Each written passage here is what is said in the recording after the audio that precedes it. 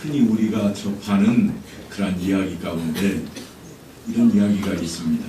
세상에 스승은 많으나 그 가운데 아비는 없고, 사람마다 자녀들은 많으나 대신할 자식은 없고, 주변에 찾아오는 사람은 많으나 친구는 없고, 돈으로 부리는 일꾼은 많으나 나를 위해 일하는 동역자는 없노라.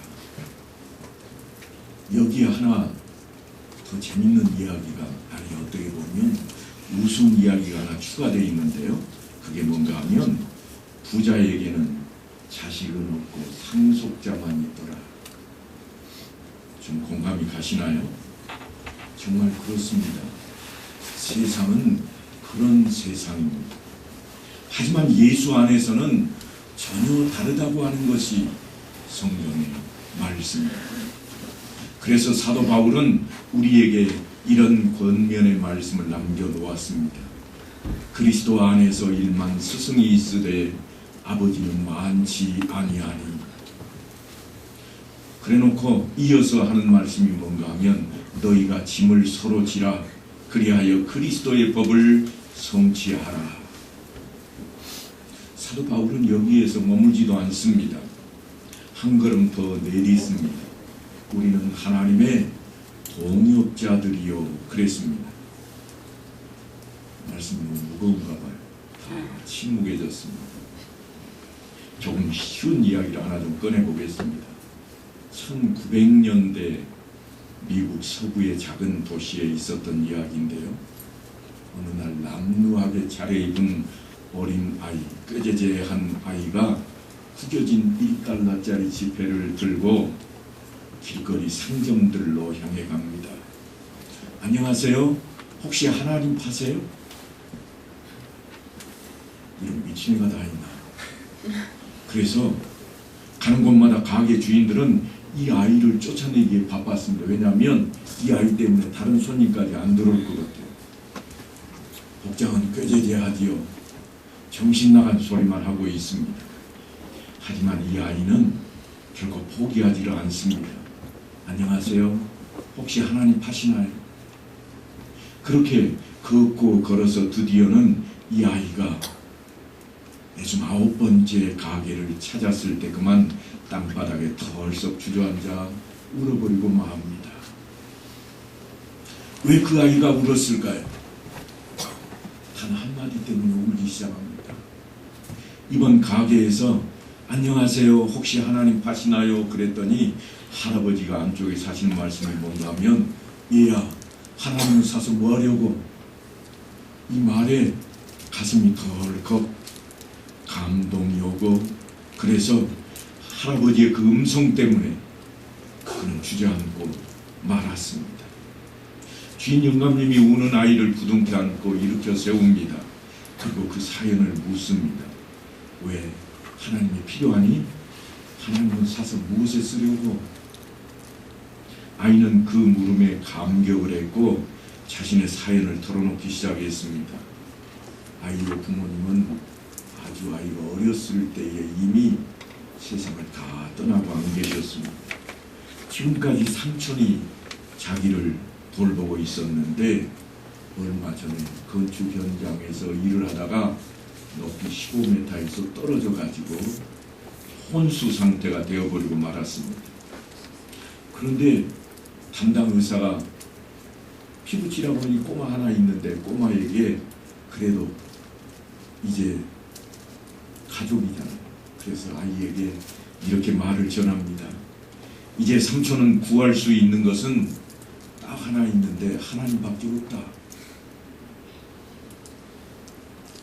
그 말을 듣고 아이가 의사 선생님에게 다짐을 합니다. 조금만 기다리세요, 선생님. 제가 하나님을 꼭 구해서 우리 삼촌 살릴 거예요. 그리고는 가게를 쫓아다니면서 묻고 또 물었습니다. 안녕하세요. 혹시 하나님 파시나요? 아이의 말을 듣고 있던 영감님이 눈시울이 뜨거워졌습니다.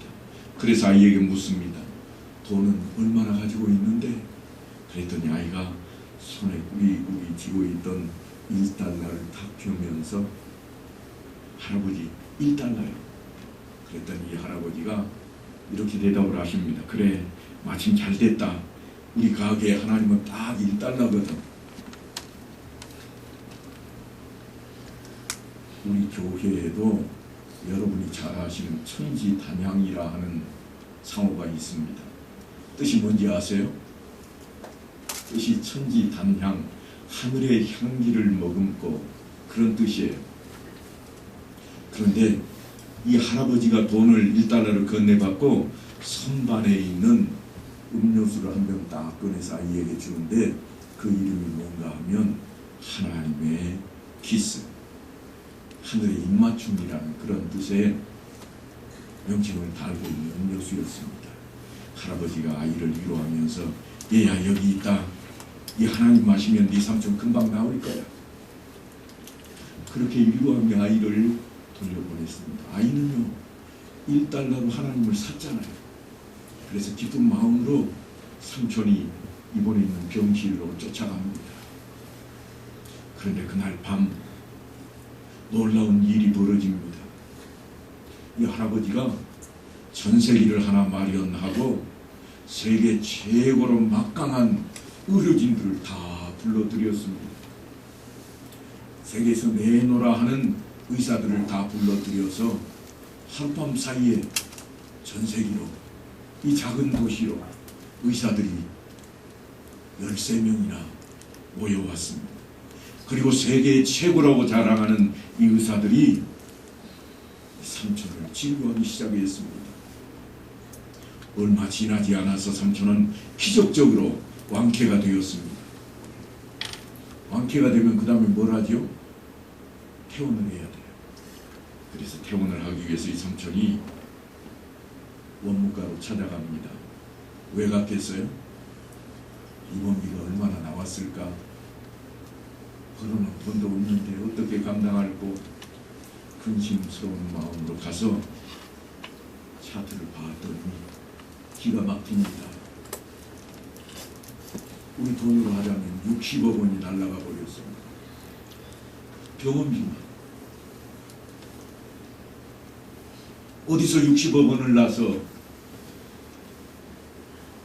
건축 현장에서 일하던 이 사람이 병원비를 낼 수 있겠습니까? 민망해하는 그를 향해서 원가에서 전해주는 말씀이 있습니다. 뭔가 하면 어느 영감님이 병원비 전액을 다 지불했다는 거예요. 깜짝 놀랐습니다. 아니 누구기에 내 병원비를 다 내셨을까? 그는 병원비가 많은 것에 한번 놀랐고 자기를 대신해서 병원비를 해결해 준 분이 있어서 또 한 번 놀랐습니다.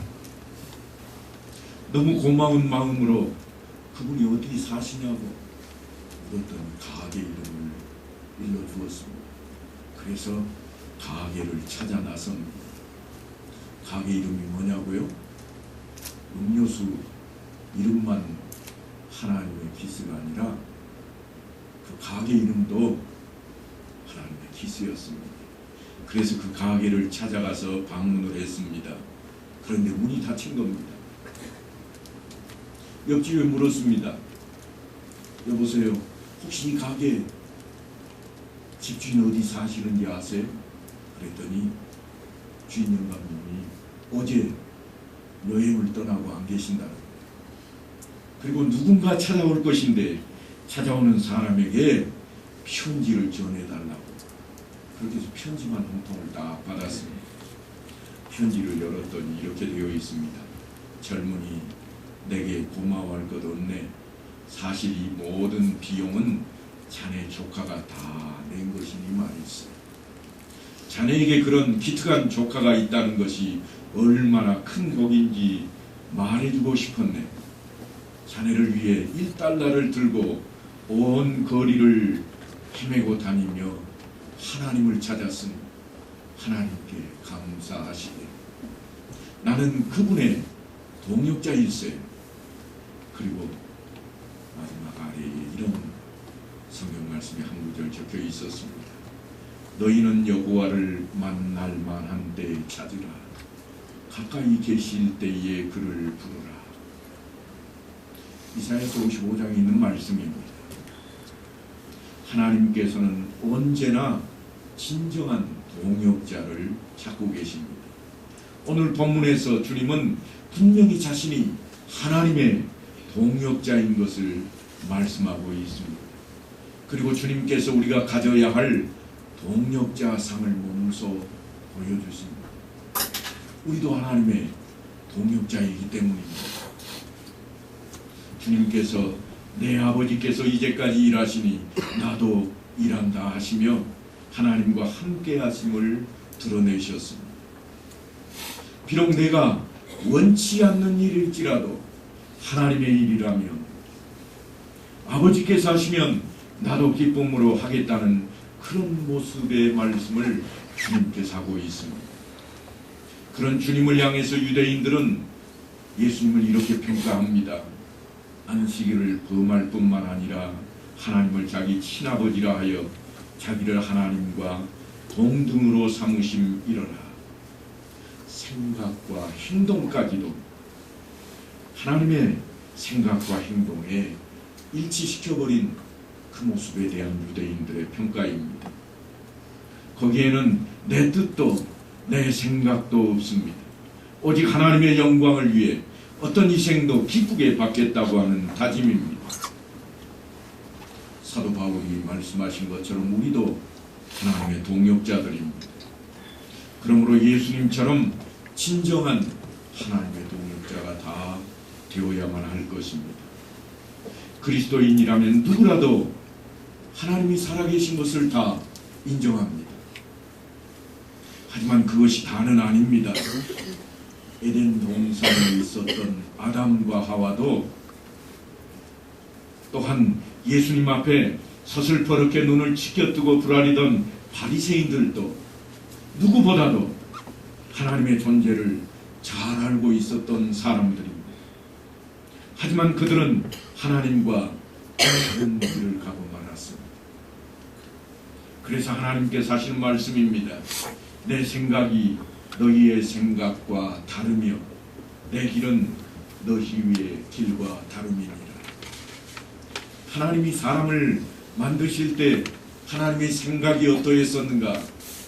우리 인생이 처음으로 창조될 때 하나님의 생각은 어떠했었는가 하면 우리의 형상을 따라 우리의 모양대로 우리가 사람을 만들고 그들로 바다의 물고기와 하늘의 새와 가축과 온 땅과 땅에 기는 모든 것을 다스리게 하자. 이게 하나님의 생각이었습니다. 그래서 하나님께서 사람을 창조하시고 그들에게 생육하고 번성하여 땅에 충만하라, 땅을 정복하라, 바다의 물고기와 하늘의 새와 땅에 움직이는 모든 생물을 다스리라, 그렇게 축복하셨습니다. 그런데 그들은 하나님의 뜻을 몰랐습니다. 아니, 자신들의 생각을 더 우선히 기했습니다. 그것을 먹는 날에는 너희 눈이 밝아져 하나님과 같이 되어 선악을 알 줄 하나님이 아심이니라. 그 사람들 생각은 하나님과 같이 되는 거였습니다. 하나님처럼 신이 되는 거였습니다. 그래서 생각이 된 것이 뭔가 하면 무병장수요 만사형통입니다. 이런 것들은 겉으로 보기에는 가장 경건해 보이지만 사실은 타락한 인성에게 찾아오는 아주 무서운 병입니다. 결국 타락은 창조 질서를 거스르게 되고 맙니다. 그래서 결국 어떤 일이 벌어졌는가 하면 땅이 내게 가시덤불과 엉겅퀴를 낼 것이라 하는 말씀을 듣게 됩니다. 하나님의 주권을 인정하지 아니하고 스스로 신이 되고자 했던 그 일로 인해서 산과 들과 바다까지도 환경까지도 신음을 하게 되어버리고 말았습니다. 우리의 잘못된 신앙으로 인해서 때로는 거룩해야 될 교회와 소중한 가정이 가시덤불과 엉겅퀴로 뒤덮이고 마는 때가 있습니다. 이것이 바로 타락의 결과물입니다. 거기서 끝이 아닙니다. 우리의 몸부림은 이미 시작이 되었습니다. 땅은 너로 말미암아 저주를 받고 너는 내 평생에 수고하여야 그 소산을 먹으리라. 여기서 끝나지도 않습니다. 네가 흙으로 돌아갈 때까지 얼굴에 땀을 흘려야 먹을 것을 먹으리니 네가 그것에서 취함을 입었습니다. 너는 흙이니 흙으로 돌아갈 것입니다. 이게 우리 인생의 마지막. 우리는 본문의 배경을 통해 비본질적인 기복신앙을 쫓는 사람들의 행태가 보여주는 어처구니 없는 모습을 대하게 됩니다. 예수님께서는 베데스다 연못가에서 만성병으로 앓고 있던 38년 된 병자를 고쳐주었습니다. 일어나 내 자리를 들고 걸어가라. 연못에 물이 요동칠 때까지 기다릴 필요도 없었습니다. 그를 들어다가 연못에 던져서 물속에 담겨줄 필요도 없었습니다. 오직 예수님의 말씀 한마디면 충분했습니다. 그 병자의 병은 고침을 받았습니다. 그 사람은 자신의 병을 낫게 된 것을 알았고 자신이 누웠던 자리를 들고 걸어갑니다. 예수님의 말씀 한마디에 38년 된 만성병이 고침을 받은 겁니다. 그런데 문제가 생겼습니다. 하필이면 그날이 안식일입니다. 유대인들이 병 나은 사람에게 한마디씩 합니다. 안식일인데 네가 자리를 들고 가는 것은 옳지 못하다. 왜냐하면 안식일에는 일을 하면 안 되었거든. 무거운 거를 들고 걸어가면 안 됐습니다. 맨몸으로 걸어갈 때도 우리식으로 하자면 1km 정도 걸어가고는 더 이상 걸으면 안 됐습니다. 그래서 유대인들이 병 나은 이 사람에게 따지고 있는 겁니다. 그들은 안식일이 뭐간데 대간절 무엇이기에 그렇게 반응을 하고 있을까요?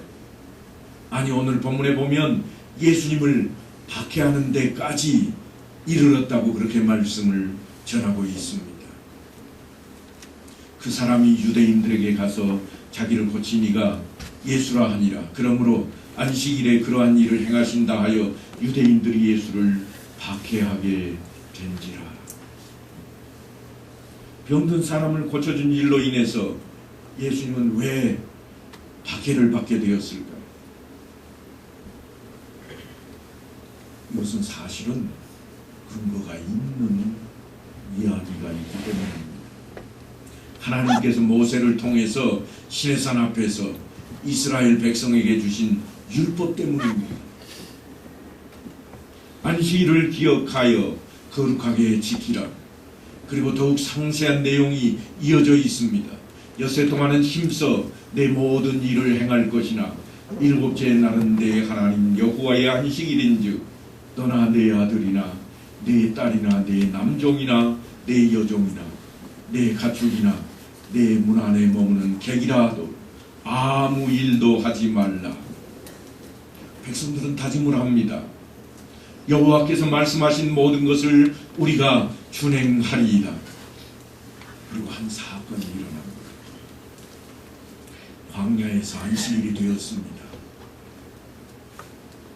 이스라엘 자손이 광야에 거주할 때에 안식일에 어떤 사람이 나무하는 것을 발견한지라. 그 일로 인해서 하나님께서는 엄단을 내리십니다. 그 사람을 반드시 죽일지니 온 회중이 진영 밖에서 돌로 그를 칠지니라. 왜 하나님께서는 안식일을 범한 사람을 죽게 하셨을까요? 지금 유대인들은 그 율법을 지키고 있습니다. 이스라엘 백성들이 광야 생활 가운데 해결해야 할 일은 단연코 먹는 음식과 잠자리와 그리고 의복의 문제였을 겁니다. 우리가 오늘날 세상을 살 때도 여전히 의식주가 문제인 것처럼 그들에게도 그러한 문제가 있었습니다. 그런데 하나님께서 그 문제를 다 해결해 주셨습니다. 만나와 메추라기를 보내주십니다. 저녁에는 메추라기가 와서 진에 덮이고 아침에는 이슬이 진주 위에 있더니 그 이슬이 마른 후에 광야 지면에 작고 둥글며 서리같이 가는 것이 있는지라. 모세가 그것에 대해서 이렇게 설명을 합니다. 이는 여호와께서 너희에게 주어 먹게 하신 양식이라. 먹을 문제를 하나님께서 해결해 주십니다. 농사 지을 필요가 없었습니다. 장사할 필요도 없습니다.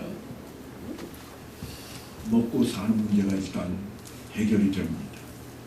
그리고 의복 문제도 해결해 주셨습니다. 신명기에 가면 이 40년 동안에 내 의복이 헤어지지 아니하였고 내 발이 부르트지 아니하였느니라. 이처럼 그들에게 음식과 의복의 문제를 해결해 주신 것은 그들로 하여금 그보다 더 본질적인 것을 보게 하기 위한 데 목적이 있습니다. 그들은 잠자리도 어려움이 없었습니다. 낮에는 구름 기둥이요 밤에는 불기둥이 그들을 평안한 안식처럼 이끌어줬기 때문입니다. 만나는 하루만 지나면 상하고 냄새가 진동했습니다. 그러나 안식일 전날에는 이틀 것을 준비하게 하셨고 안식일에는 그들이 안식을 하고 쉴 수 있도록 하나님께서 모든 조치를 다 취하셨습니다. 이제는 욕심을 부릴 필요가 없어졌습니다. 하지만 사람들 가운데 아직도 욕심이 발동해서 안식일에 나무를 하러 나갔다가 죽게 된 것입니다. 그러니까 안식일을 무시하는 사람은 살아도 산 것이 아닙니다. 유대인들의 삼엄한 그 경계 레이다에 한 사람이 걸려들었습니다. 뭐야 당신 오늘 안식일인데 뭘 들고 그렇게 이리 왔다 저리 갔다 하고 있어. 38년 만에 병이 나았으니 그 사람이 안식일인들 대수롭겠습니까? 가만히 있을 수가 없습니다. 신이 나서 일어난 일을 설명합니다. 나를 낫게 한 그가 자리를 들고 걸어가라고 하더라. 뭐라고? 안식일에 병자를 고쳤어? 그리고 그 자리를 들고 걸어가게 천벌을 받을 놈. 그놈이 누구야? 그 이야기가 성경에 이렇게 기록이 됩니다. 나를 낫게 다른 데를 읽었네요. 너에게 자리를 들고 걸어가라 한 사람이 누구냐? 그런데 이 사람이 아직까지 예수가 누군지를 모릅니다. 나중에 자신의 병을 고쳐준 분이 예수님인 것을 성전에 가서야 알게 되었습니다. 그리고 유대인들에게 가서 자기를 고쳐준 분이 예수님이라 하는 사실을 알립니다. 좋은 일을 했으니까 자랑할 만하잖아요. 자랑할 만해서 자랑했는데 그 일로 예수님은 박해를 받기 시작합니다. 예수님은 안식일의 주인이셨지만 안식일에 일을 하지 말라는 바리새인들과는 달리 하나님을 기쁘시게 하는 일이 무엇일까?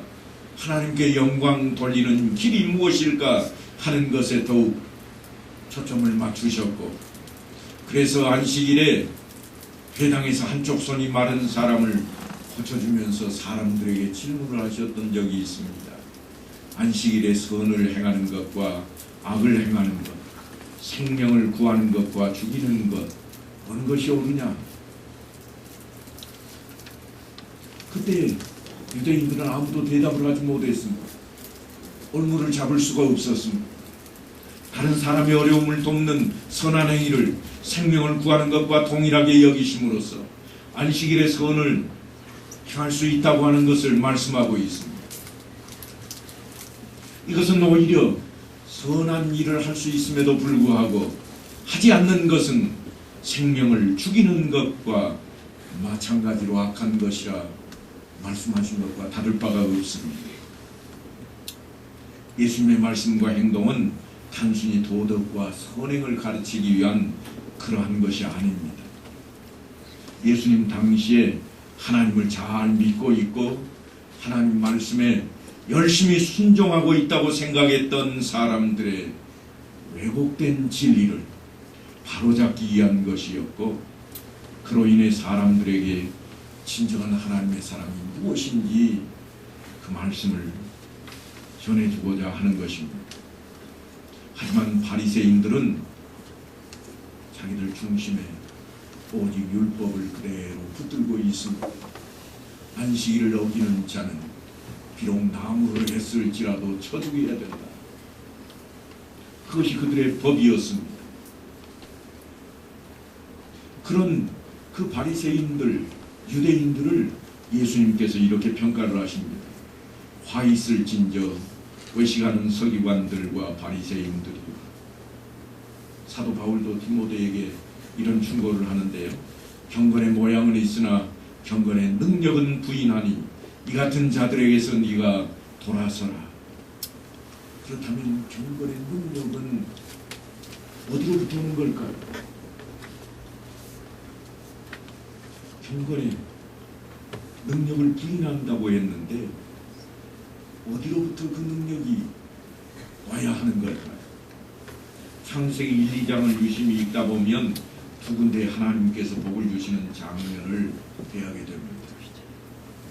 하나님의 형상대로 사람을 창조하시되 남자와 여자를 창조하시고 하나님이 그들에게 복을 주시며, 누구에게 복을 주시는가 하면 하나님의 형상대로 지음을 받은 사람들에게 복을 주고 있습니다. 그러니까 하나님께서 창조하시고 하나님의 형상 곧 복된 존재에 대한 이야기를 성경이 그렇게 시작하고 있습니다. 그리고 하나님이 그 일곱째 날을 복되게 하사 거룩하게 하셨습니다. 하나님이 또 복되게 하신 것이 있는데 그것은 하나님의 시간입니다.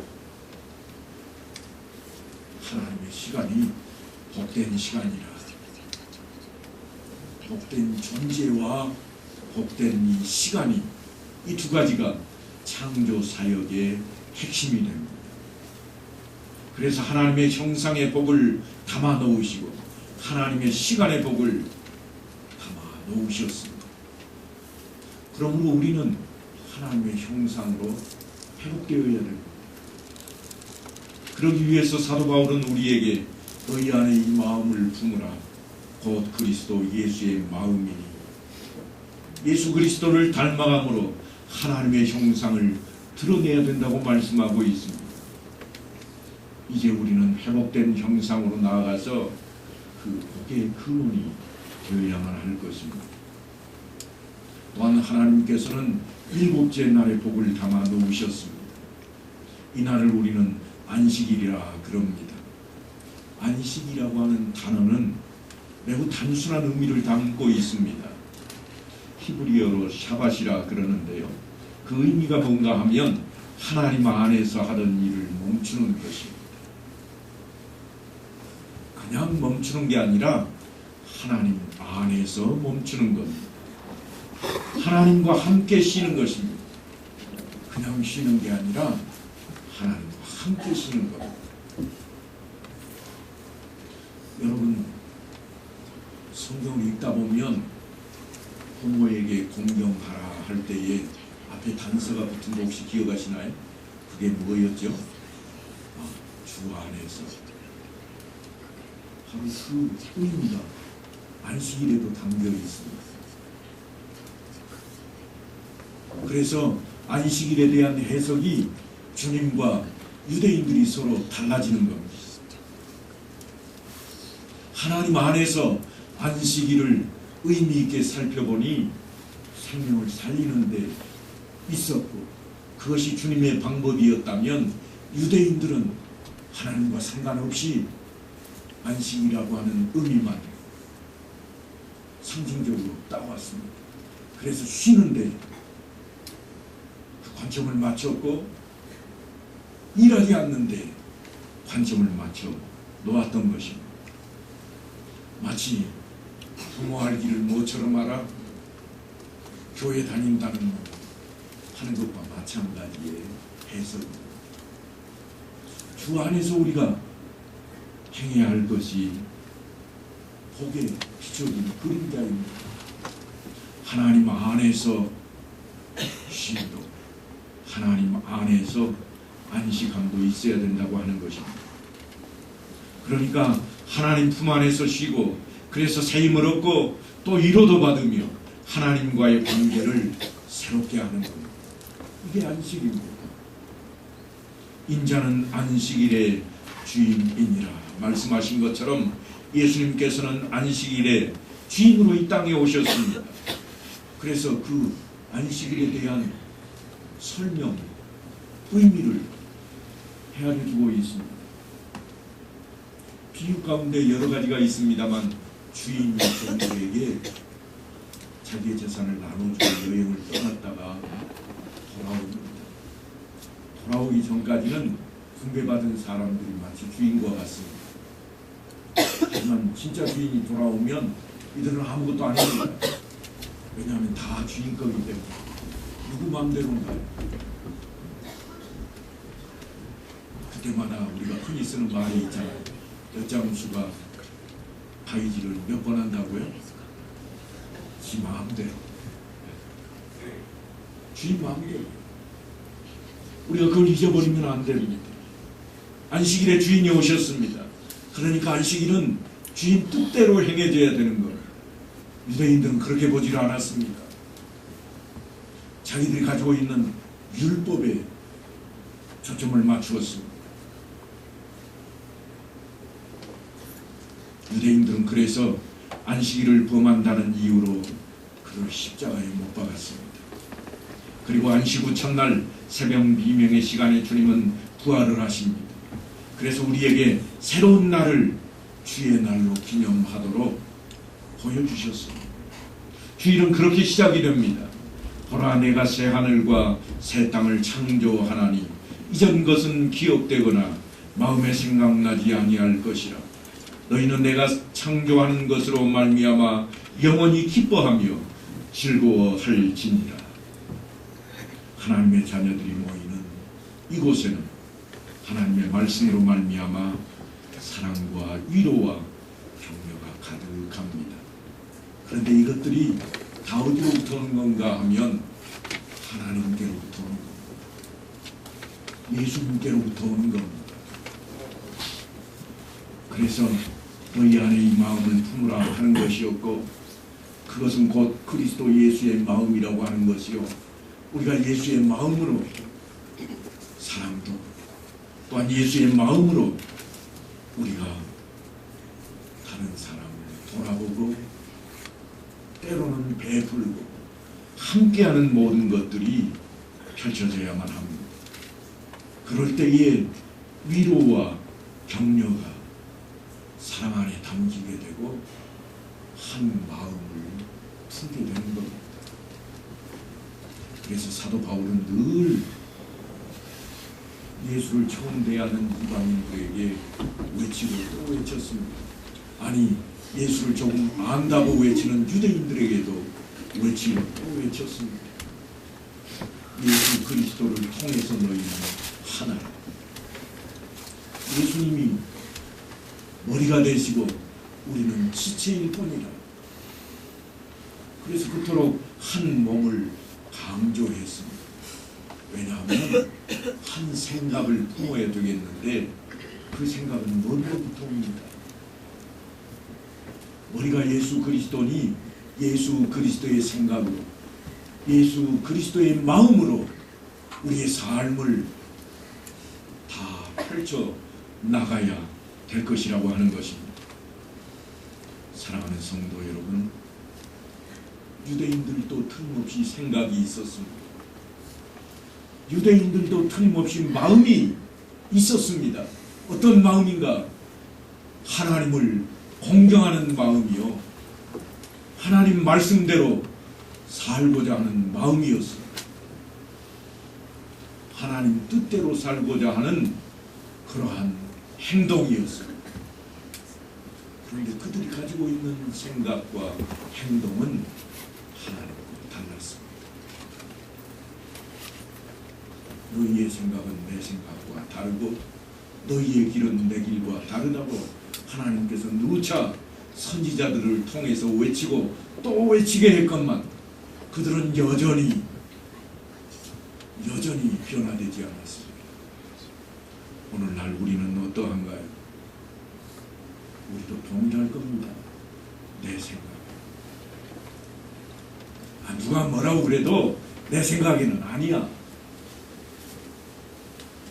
우리는 성경을 먼저 들여다보고 기도하지 아니하고 내 경륜을 먼저 생각합니다. 내 경험을 먼저 내놓습니다. 내가 지나온 역사를 먼저 더듬습니다. 옛날에는 어떻게 했었을까? 저 사람은 어떻게 했던가?